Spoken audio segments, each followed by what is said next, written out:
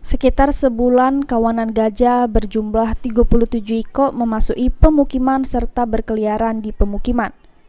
Keberadaan gajah-gajah liar ini mulai ngeresah ke warga lantaran ngerusak kebun sama fasilitas pecak masjid, jerambah kayu, serta fasilitas di lapangan sepak bola.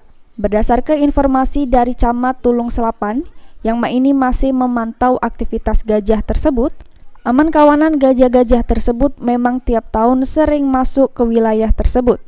Karena kawasan Tulung Selapan merupakan jalur perlintasan gajah yang datang dari air sugihan.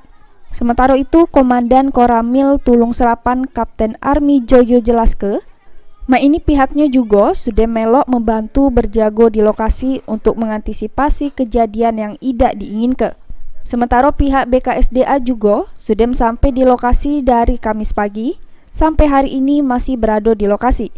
Meski gerombolan gajah lain sempat berhasil diusir dari pemukiman, namun sikok gajah tunggal ini masih berkeliaran.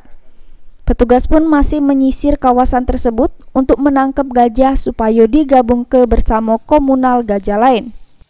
Gajah itu sudah jumlah itu 20 di sana itu. Cuma salah satu yang gajah tunggal ini memang nyasar. Tim konservasi sudah berapa hari nginep di daerah Buntuan itu.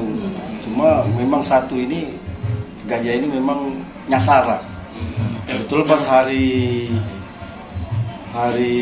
Kamis sore. Nah, Kamis sore dia sudah masuk wilayah Desa Buntuan. Mulai Buntuan itu masih Simpang Tiga Sakti, Buntuan namanya itu, Kecamatan Tulung Selapan. Itu pukul kira-kira habis maghrib, masuk ke pekarangan, termasuk merusak fasilitas, jembatan yang ke desa, kemudian tempat lapangan bola. Gak lama setelah malam, gajah ini masuk lagi sebelum subuh. Iya, pengurusan masjid. Ya. Penduduknya masjid yang dia ada video kemarin itu. Hari ini masuk lagi, Pak? Hari informasi dia masuk lagi katanya. Tapi tim konfirmasi dengan Pak Camat Babinsa sudah di sana. Kemana Pak lokasinya sekarang gajah itu, Pak? Untuk lokasinya informasi gajah itu masih di sekitaran Desa Buntuan. Posisi sekarang. Tapi tim konfirmasi dengan tim gabungan sudah merapat di situ menunggu untuk menangkap itu. Membangun posko nggak Pak? Posko. Untuk posko belum mungkin.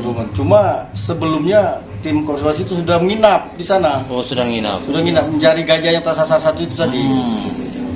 Kalau imbau masyarakat kemarin sampai ke Pak Camat juga sampai, karena kita tidak bisa berbuat apa, otomatis gajah masuk lagi jangan dilempar, jangan diusik. Jangan diusik. Kalau diusik itu ingat ya.